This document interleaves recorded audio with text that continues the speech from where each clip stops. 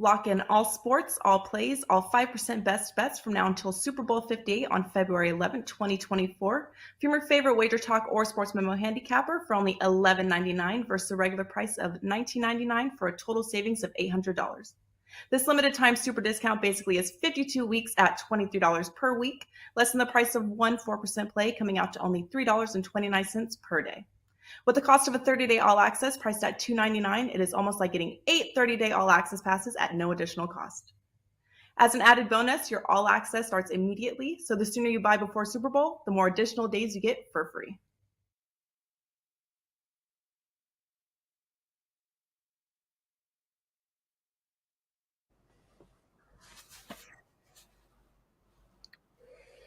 Welcome into the NFL Opening Line Report Super Bowl edition. I am Drew Martin, joined by Teddy Covers right here on the WagerTalk YouTube channel, 1 o'clock Eastern, 10 a.m. Pacific time. NFL Opening Line Reporters, we got Super Bowl 57. We're ready to go. Kansas City Chiefs, Philadelphia Eagles. Opening line looks to be Eagles -2, 49.5 as we're talking live. Teddy Covers, Super Bowl is upon us. Welcome in, buddy. How you feeling? Are you pumped? Are you excited? Do you feel the adrenaline starting to roll? Super Bowl, look, I am. Doesn't matter how many years you've been doing this, all right? I've been 25 years in Las Vegas.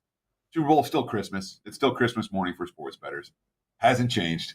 You know, there is a level of excitement that starts to build here. And look, I understand it's 2 weeks of endless hype. We're not going to endless hype on the show. All right, today, opening line report style. Next week, we'll talk props and where the early money has come on the props. Then we'll, of course, the day after the Super Bowl, we'll come in and recap everything and talk about what the futures market already looks like for next year. So 3 more shows in this season of the Opening Line Report. And we'll do some stuff over the spring and summer as well as information merits. But for now, it's Super Bowl hype time. Let's get into it.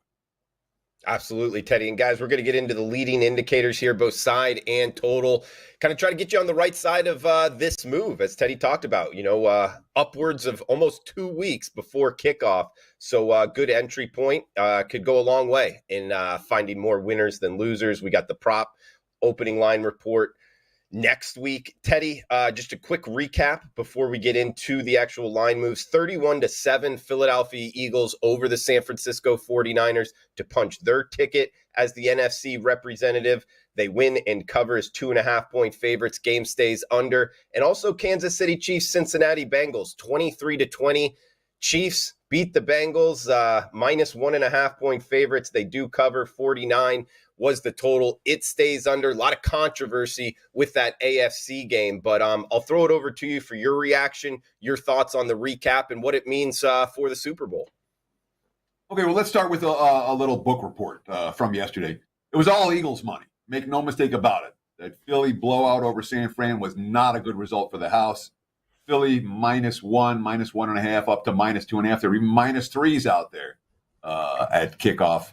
All under money in that game, 46.5 at the open, down to 44.5 at the close. And obviously, Eagles and under cashed. San Fran played part of the game with a third-string quarterback, part of the game with a fourth-string quarterback, and most of the game with no quarterback, which made it pretty easy for Philly backers. Kansas City and Cincinnati, it was all Chiefs money as well. As the reports came out of practice that Patrick Mahomes was okay and decent and all of that, the money came for Kansas City throughout the course of the week. They were +1. Earlier in the week, they closed at -2. So that wasn't great for the house. Both games stayed under. That's all right. And the Wong teaser finally lost.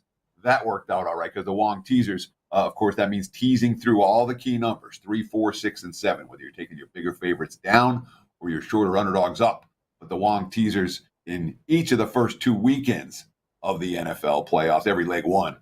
Finally, yesterday, the San Fran was a Wong teaser candidate and did not cash a winning wager. So that was pretty good for the house. We have to talk about the controversy at the end of KC Cincy. Because, look, I had a bet on the Chiefs in yesterday's game, and I cashed that bet on the Chiefs in yesterday's game, and I ain't giving the money back. But when you're talking about a team getting absolutely hosed, I mean, remember, this is a Cincinnati team that had no chance to play for home field advantage. They were live for home field advantage, but they didn't get to play the game. Not their fault. Wasn't even their player that got hurt. So the game's tied 20-20 fourth quarter. Let's see. You had a Cincy offensive holding, sets up a 1st and 19. A Cincy defensive pass interference sets up a 1st and 10 from the KC 45. Cincy gets off the field on 3rd down. The play supposedly whistled dead. KC gets a do-over, and they get a 1st down and a defensive holding penalty on the do-over. Yeah. Cincy had an intentional grounding with the receiver right in the area. That call, to me, was as much of a head-scratcher as any of them. That was as big a call as there was. There was an obvious block in the back on the long punt return that set up the final score. There was like 8 holds on the Mahomes scramble that ended up in the flag that came out for the obvious late hit. Yeah, the Burrow fourth quarter pick made a big difference. But the flags and the calls were very much a factor in that ballgame. Kansas City, the beneficiary of those calls. Cincy 9 penalties, KC 4. Of course, Cincy did have 2 turnovers to KC 1. But the one thing the NFL does not want in an era of legalized gambling is the fact that NFL rigged, the hashtag NFL rigged, was the #1 trending hashtag last night. That's not a good look for the league. And it wasn't a good look for the game. Was it incompetence? Was it a fix? You know, there is debate between the two. Nonetheless, every key call went in favor of Patrick Mahomes in Kansas City and Andy Reid down the stretch. And when all was said and done, the league got a marketable Super Bowl. Andy Reid's new team versus an old team. Big market Philly, smaller market KC with a superstar. When all said and done, the league got a Super Bowl they can hype. That's what they wanted. Yeah, no disagreement overall, Teddy. It was a tough one if you're a Cincinnati fan. The ball didn't go your way. The calls didn't go your way, no doubt about it. In terms of the rig, I think that, that gets a little bit overplayed with today's, I don't think the NFL rigged it, but I always go back to follow the money, Teddy. I mean, is Cincinnati or Kansas City, is there that big of a difference in marketability in terms of eyeballs going to watch the Super Bowl? I don't really think so. I mean, Joe Burrow's marketable as well. Since I haven't gone over, how many people are actually in each town and in the actual fan bases, but I don't know if I really buy that. I think people are just kind of running with that. But hey, it did go kind of, Cincinnati got shafted all over, really. So this is what I want to say. When everyone says NFL's rigged, NFL's rigged, NFL's rigged. All right. I do not believe that the league commissioner is calling down to the refs and saying, make sure that Kansas City wins this game. Not a chance. All right. Incompetence gets called fixing or rigging or whatever. You see incompetence all over the place. In any profession, in any sport, at any refereeing level, you see blown calls, missed calls. It is what it is. Anyone that wants to say the game's rigged, fine, you can say whatever you want. This is what I want. If you believe the NFL is rigged, you should be able to tell me before kickoff what team the NFL wants to win. You should be able to show me a wager that you made for the side that you think the game is rigged towards. If you can do that 3 times in a row, I'll believe you. I'm not convinced anyone can do that. Send me your stuff. I'll look at it. You believe a game's rigged, say Teddy. Tweet me at Teddy_covers. This is game 1 that I think is rigged. Here's the game. Here's my bet. Do it 3 times in a row. I'm interested. Other than that, it's yap. A lot of people in the chat box joining us live here on the WagerTalk YouTube channel. Abby, City by the Bay. We got Barking Monkey in the house. All you guys, Paul Blakeney from Essex, England, saying he's a little bit tired. It was a 3 a.m. finish for him. Hey, thank you for joining us live from really all over the world here, Teddy. We got the opener, the move off of the opener. Let's get into it. As we got Super Bowl 57. And if you're not familiar with the Roman numerals, that is LV11. That is 57 here. Sunday, February 12th, State Farm Stadium, Glendale, Arizona. That is the home field for the Arizona Cardinals. Kansas City, Philadelphia here, Teddy, 6:30 Eastern, 3:30 Pacific. 50 being the total, 49.5 at some shops, 50 at others. And we are seeing mostly -2s as we're talking on Monday morning here. That's the Philadelphia Eagles as the home favorite, -1.5. I say home in quotations, of course, it being in Arizona. Teddy, I'll throw it over to you. In terms of the initial move, we saw some Philadelphia money. Now, I guess we could call it, I don't know if we're calling it an opener of -2, 49.5, but your thoughts here on the Super Bowl, both side and total. What do we want to call the opener? That's the question. The big debate for Monday morning. Let's start with the very first line that I saw. Circa Sports opened the Chiefs -2.5 at 7:07 p.m. Pacific time.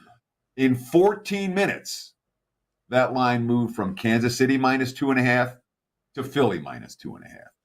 Jeff Benson, quote, the market said the market disagreed with their -2.5 number on Kansas City and said our opener was garbage. It'll be interesting to see where this number goes in the next 2 weeks. He added, we literally only had sharps betting into the opener, 20K limit. The book's opinion is worth one bet, maybe two. Then it shifts to price discovery and getting the right line, both as quickly and cheaply as possible. Openers mean very little in the grand scheme of things. So Circa opens KC -2.5, goes to Philly -2.5 in 14 minutes. DraftKings opened Eagles -1 5 minutes after the Circa Sports opener number. Circa Sports opened at 7:07. DraftKings opened at 7:12 Pacific time. And they moved up to 2.5 within a half hour, and they too have settled in now at -2. Over at the Superbook here in Las Vegas, the Westgate Superbook, John Murray said the early action, all the early action in his book was on KC, including a 20,000 bet on the Chiefs shortly after the line opened. We started moving with the market as it went towards Philly. I get the move. The Chiefs look very banged up, and we're extremely lucky to escape. It's a good thing for them. They have 2 weeks to get ready for the Super Bowl. That's at the Westgate. So they took some early money on KC, but moved with the market towards Philadelphia. At Caesars reported taking 24 bets. This info is from David Payne Purnham's column over at ESPN. We give David Payne Purnham all the credit in the world for putting out some good stuff that I can't research overnight. Caesars reported taking 24 bets of $10,000 or more on the Super Bowl spread or money line in the first hour of betting. 21 of those 24 bets were on the Philadelphia Eagles. That's according to Max Meyer, the Caesars editorial writer. So we saw -2.5 at Circa. We saw pick'ems and -1s at several other books that open. The markets have moved clearly towards Philadelphia with a -2 now. And you can call this the opener if you like. The early action, again, it doesn't take nearly as much money to move those early lines as it will to move this line as the bets start coming in throughout the 2-week process of betting a single game for the Super Bowl. Total-wise, we saw mostly, let's think, Circa opened with a 51. But mostly I saw 49.5s, 50. We've seen a little bit of under money. Some of the 50s have been bet down to 49.5. But it's not a scenario where we've seen a legitimate big move. Most of the money that we're seeing so far, it appears to me, they're betting against Mahomes. Mahomes was not right in the game against Cincinnati. KC got the benefit of many calls in that contest. And if Mahomes isn't right here, they're not going to win this game against Philly. So the markets, with the trickle of under money and the significant Philadelphia money, they're absolutely concerned that Patrick Mahomes will not be at or close to 100% for the Super Bowl. He certainly didn't look like he was at or close to 100% in the win over Cincinnati yesterday. Like it, Teddy. Good breakdown there. Hey, we got a couple topics we want to hit here, guys. Also, any questions, fire away in the chat box. Teddy, I want to give my analysis of the opening line, but I know you got something else here. Go ahead, man. Oh, no, it's fine. So the only thing I was going to say is that from here, like, where do we predict the line to go from here? From let's call it 249.5 right now. Just like we talked about with Kansas City, Cincinnati, this line is going to move on a global basis based on the Patrick Mahomes practice reports and injury reports. If Mahomes look good in practice, if Mahomes is able to push off that toe, we will see Kansas City money, just like we saw against Cincy. If he's not, we're going to see more Philly money. So I don't expect a lot of line movement off of this opener initially, not this week. Next week, as the teams travel to Arizona, as we see KC on the practice field a little bit more, I think the line much more likely to move based on how Mahomes is moving around in practice. So this isn't a game where on the Monday that it opens, I could say, absolutely, you got to bet Philly right now, or you got to bet KC right now, or you got to bet the under right now. This line likely to move based on the practice reports for Patrick Mahomes over the course of the next 2 weeks. Sorry, Joe, I just wanted to get that in before we started talking about some of your questions and some of your other things that you wanted to bring up. Sure, absolutely. And yeah, injury report's going to be a big part of this. Today, I want to get your reaction to just kind of my thoughts on this. Of course, Kansas City at Philadelphia here, guys. We got legalized sports betting. You know, you brought up DraftKings kind of going on an off number from what Circa had. And something that I've noticed is the legalized market is more concentrated in the Northeast. And of course, Philadelphia being in the Northeast. And look at their playoff run here, Teddy. They smashed the Giants. They smashed San Francisco, looking good. Offense looking good. Defensive front looking very good. As we get more, how do we say this? Public kind of gets overused, but just more people watching the NFL in the NFL playoffs here, Teddy, and them looking so good. In Kansas City, right on the opposite pretty much way. I mean, even Jacksonville slipped through the back door. Kansas City struggled with Cincinnati, kind of winning a very controversial game. What I'm getting at is a lot of people are witnessing, are watching Philadelphia look very good. That's why I think they took so much money off the open. It moved what? I guess you could go from the Circa opener 4 points here towards Philadelphia at -2 right now. I think that has a big deal with this line move. I don't know. Do you disagree with that? Yeah, Philly's looked better than KC has the last. I mean, Philly's killed two teams, and KC struggled against two teams, or not struggled, but KC's been in battles to get here, and of course we're meeting the two number one seeds. Both teams got the only bye. You don't often see two number one seeds in the Super Bowl, but that's the case this year. And Philly post bye is 2 wins, 2 covers, 2 blowout wins. And KC's been in battles, so of course you would expect any recency bias, which there's always recency bias in the markets. You know what did we just see? We saw Philly looking great and KC looking not so great. That said, think about who's betting these on Sunday night. All right, there's 2 type of people who are betting these on Sunday night when the line first opened. It's sharp money and it's rich guys. Kind of. That's who's betting this stuff. Oh, let's get 10 grand. Oh yeah, I want to bet Super Bowl. I'm here in Vegas. Let's bet, whatever. The sharp money is telling us that they don't think Kansas City's healthy. I don't think the sharp money overreacts to a single performance or a series, or even back-to-back games. Sharp money's not overreacting there. That said, what the sharp money is interested in doing is getting ahead of the number. If Philly's going to close -3 and you got a pick 'em or a +1 or a -1 in your pocket, you got a good positive expectation wager. That's not so much the case, if it's going to go the other way around. And it's definitely worth noting for the Super Bowl, the betting market, there is distortion in the betting market for this game and this game only. You see it for the national championship game in college basketball. You see it for the national championship game in college football. The bettors, especially the casual bettors that want to take the favorite, lay the points with the favorite. The bettors that want the underdog tend to take the underdog on the money line. So oftentimes, your best value is with the favorite on the money line because the money line itself gets distorted. So that tends to be your biggest value bet. The money line, which normally correlates very closely with the point spread, in the Super Bowl, there's more action on the dog on the money line that forces that correlation to be not quite as correlated. Like it, Teddy. We got some questions here in the chat box. And if you're watching on replay, guys, feel free to reply below. We got a couple guys on last week's show answer their questions here. Jerry, Rusty, Roll one, Richard in the house from last week's show in the reply section on the WagerTalk YouTube channel. Fire away down there, guys. Where you agree, where you disagree, any questions, we'll answer them on next week's show. We're answering questions here in the chat box right now. So, Teddy, a question for you from Kevin here in the chat box. Are we going to see a 3 for the Super Bowl? Of course, I'm guessing he's likely talking about Philadelphia -3 as the favorite. I don't expect to see a 3 unless the Mahomes injury continue, unless he looks bad in practice. If he's struggling in practice next week, we could see threes. Other than that, I do not anticipate this line goes up that high.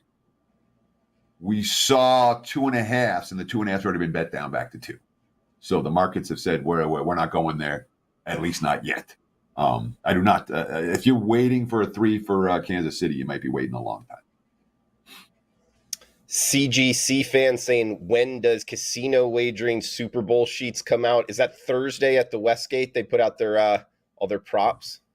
Yeah. We'll see. I mean, the fact that the prop market used to be just for Super Bowl, now you have the same, maybe not quite as many props, but you see them for Monday Night Football every week. Okay. Sunday Night Football every week, and then Thursday Night Football every week. So I don't know that there'll be as much of a delay as there has been. That's it. So the Westgate big prop party tends to go Thursday night. When they put out the sheet, it's like a book. I got a old one sitting over here on my desk. With like 1,000 different options you can bet. But we will see plenty of props come in the market before Thursday. And look, we call this Christmas for sports bettors. Wise guys go crazy over these props. They go absolutely crazy. Every prop, every shop that comes up, there's 10 wise guys waiting as soon as it opens to get their bets in. Anything that they're off from the market. Ooh, sorry. I almost knocked over my tea all over myself, and I'm glad I did. Anything, yeah, that'd have been that'd have been a hot one. Anything that they see, when it comes to the Super Bowl and the way the wise guys bet it, any off-market number they see, they're pounding right away. It just gets pounded. So as these books open, one after the next, they're not all opening at the same time. The wise guys are almost instantaneously pounding those numbers into shape. So all kinds of action coming. But yeah, Thursday night of this week is the big party over at the Westgate. That should be a lot of fun. I hope I'm able to get down there. Many years I am. Almost every year I try to go down there on Thursday night. It's a wise guy party. It's fun, and you see a bunch of guys that you haven't seen all year. And it's one of those bucket list things. That Thursday night prop opener at the Westgate. I know you want to come to Vegas to see the Super Bowl, and this is 10 days before the Super Bowl. You're not going to hang out here for 10 days to see the Super Bowl. But frankly, if you're interested in betting, the Thursday night prop openers at Westgate, there's nothing like it. And it's an interesting place to hang out, and to see where all the money's coming as the very first bettors, the sharpest bettors, come in and start pounding away. Teddy, extra prep time here. You already brought up the injury with Mahomes. Big part of it, I think that would favor the Chiefs. But your overall thoughts on who kind of benefits more from the extra week off, extra preparation time. I also wanted to bring up here what Andy Reid, this is their third Super Bowl in 4 years, I believe. Whereas Philadelphia, yes, they did go to the Super Bowl, in 2018. However, that was another coaching administration. How many guys from that roster are still on the team? Do you think there's any advantage to the Chiefs having been there before and all the fanfare and just being used to it? In a word, yes. There's some advantage for Kansas City. Quantifying it, not easy to do. Is it worth a half a point, 1 point, 3 points? I can't tell you. I really don't know. But I believe there is some edge for Kansas City, having been with this coaching staff and this core group of players playing in a game of this magnitude. And the 2 weeks of hype, the 2 weeks of endless hype, of endless media commitments, of endless interviews. If you've done it before, I think it helps. Mm-hmm. For a team like Philly, where none of their key players were in the Super Bowl, that they were in beating New England. Was that 5 years ago, 4 years ago now? Whenever it was. The majority of that roster has turned over, including the coaching staff. So I do think that the bye week, and of course, KC's got the key player who's hurt, where the extra time is going to help him. So I do think the bye favors Kansas City, but I can't tell you if it's worth a half a point or more than that. It's worth something, but I don't know how much. Teddy, what about under the total? Let's talk about the total here. 49.5, 50 is available out there.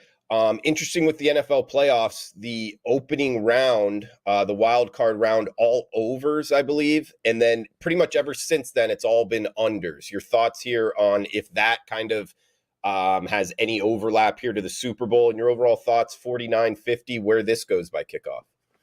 Well, people only remember what they just saw. And we saw the playoffs start. Remember, in the wild card round, the first 5 games went over the total, and the 6th one would have gone over the total if Brett Maher hadn't missed all those extra points. All they needed was 1 of the 4 that he missed to go in, and that would have cashed. But instead, it cashed it under instead. So after it went 5 straight overs, now it's been 7 straight under. So from the Dallas game where Maher missed all the extra points, and then 4-0 to the under in divisional round weekend, and 2-0 to the under this past weekend. So after 5 overs, we've seen 7 straight unders.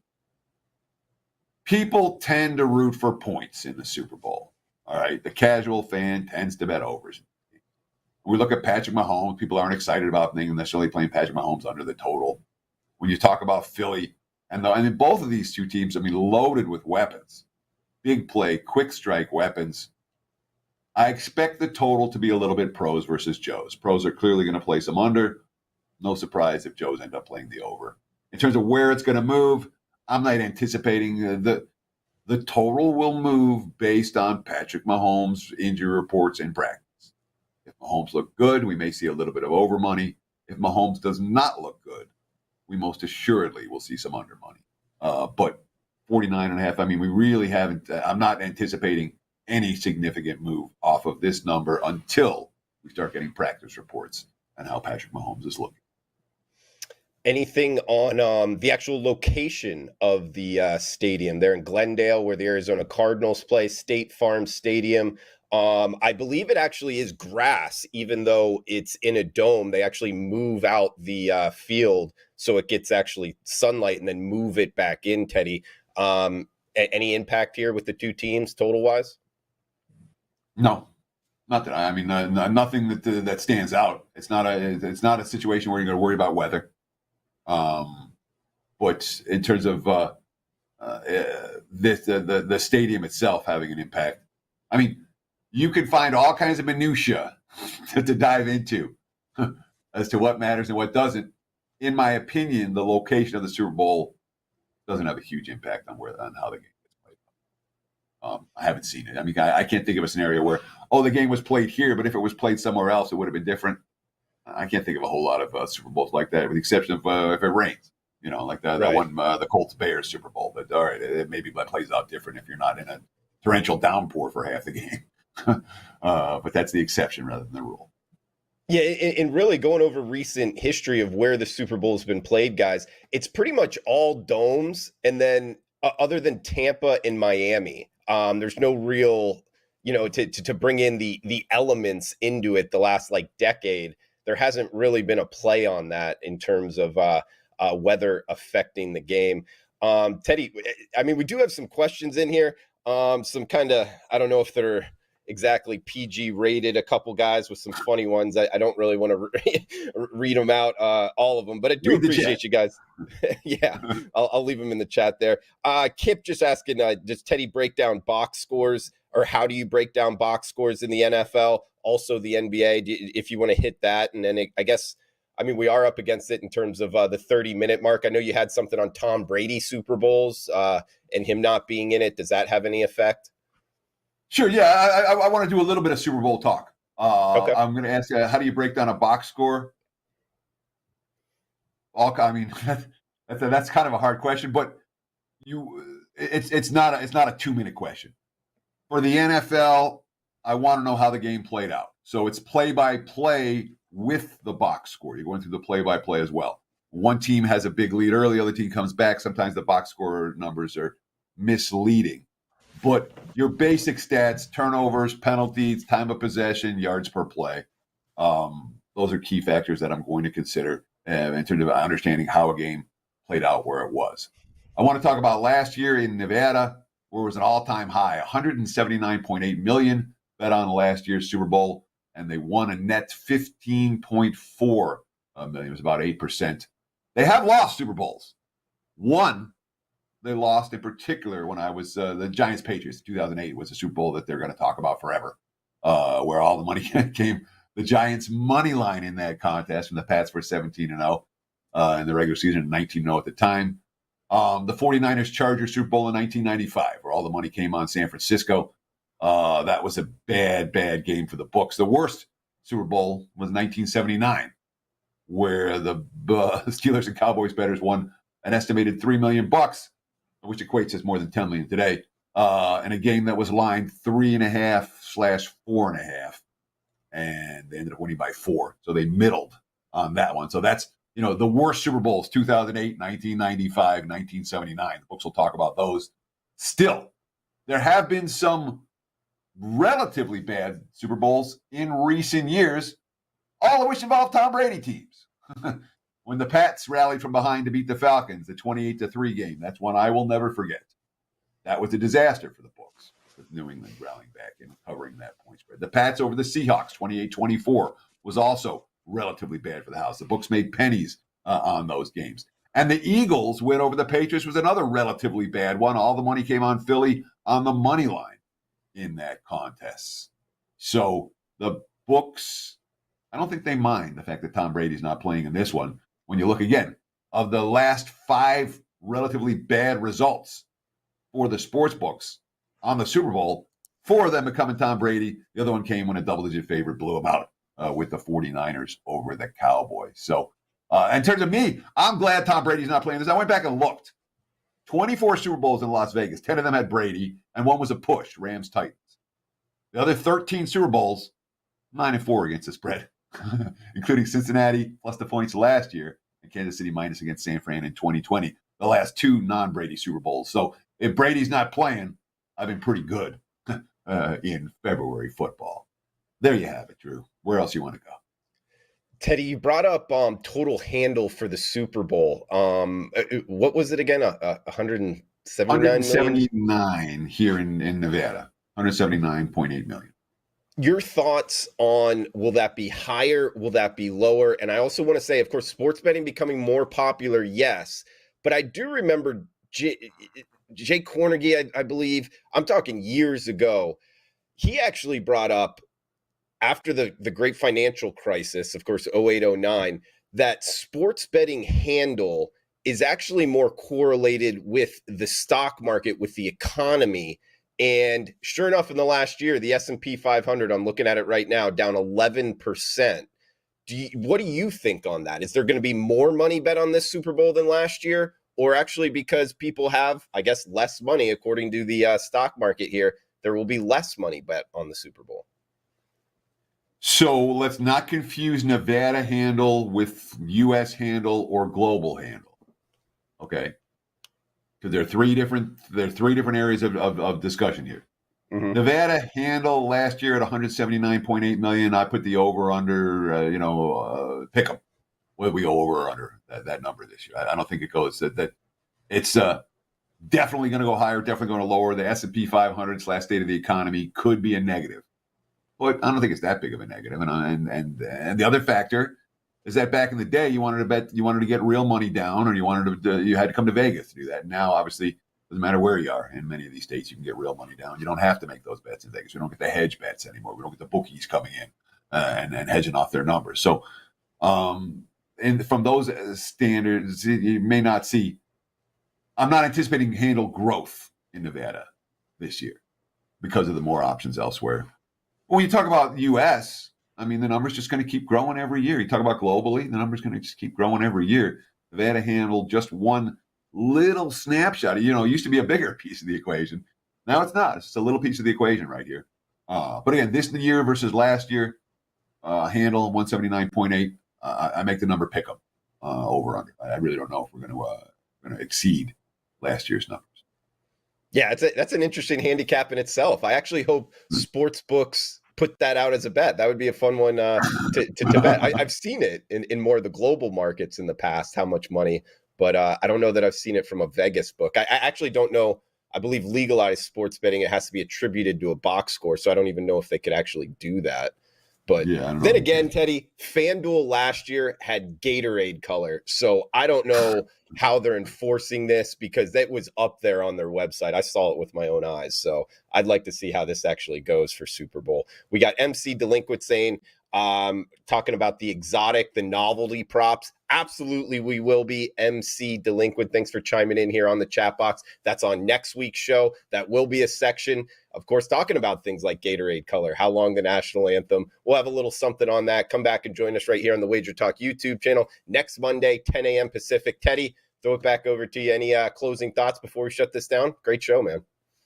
Yeah, this is important, all right? And the last thing I'm going to say is the Super Bowl is one freaking game, all right? It's not 15 games. It's not 50 games. It's one game. And I understand it's Christmas for a sports bettor. I understand we're all going to bet a little bit more on Super Bowl than we will on your average day.